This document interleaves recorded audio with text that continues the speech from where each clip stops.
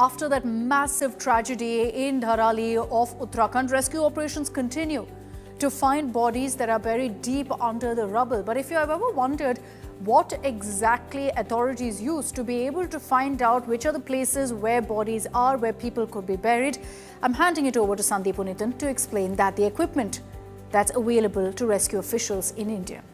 Himachal Pradesh has been hit by flash floods since June 2025. Property worth lakhs of crores have been destroyed, tens of thousands of people displaced, and over 240 people have been killed.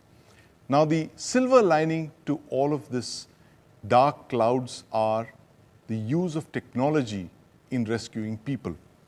And that's where drones have been used extensively to rescue people, to locate them, to move ahead of rescue columns, to identify safe areas for them to move in, to provide rescue. And this is where these civilian drones, commercial off-the-shelf drones, which have a flying time of something like 60 minutes, have been used extensively, as they have in the past.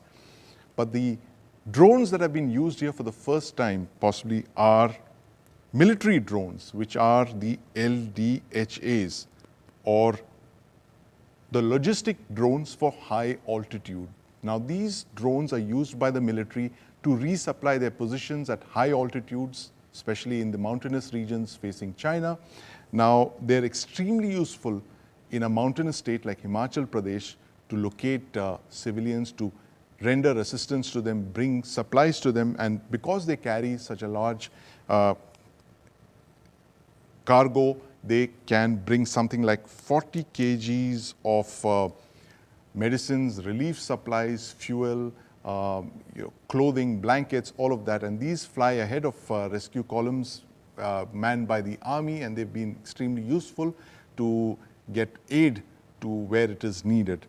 Now, the other big important item of technology, of course, has been the life detectors. Now, these life detectors are extremely sensitive electronic equipment. They are used to detect for signs of life under crash structures, rubble, concrete, collapsed buildings, mudslides, all of that. They use acoustic sensors, they use seismic sensors to detect for signs of life. They can detect something like a heartbeat behind something like 40 meters of crash structures. They're extremely useful for detecting life in areas like this, which are hit by flash floods or collapsed structures, debris, and all of that. These have been used. And of course, when all of this fails, you always have dogs as a backup. Man's best friend. Of course, dogs have been used as well. They've proved invaluable in locating people in distress, especially if they are under collapsed structures, under mudslides, under rock slides, simply because they have such a good sense of smell. Now, humans, for instance, have 6 million olfactory receptors in their nose. Dogs, like this Labrador here, have something like 100 million olfactory receptors in their nose. This is what makes them extremely invaluable for detecting life. They're able to spot humans, direct rescue efforts in particular regions where people could be trapped under structures and pulled out even several days after they've been there. So this is essentially the template of what we've seen here in Himachal Pradesh, that combination of technology and, of course, dog power to rescue people in distress.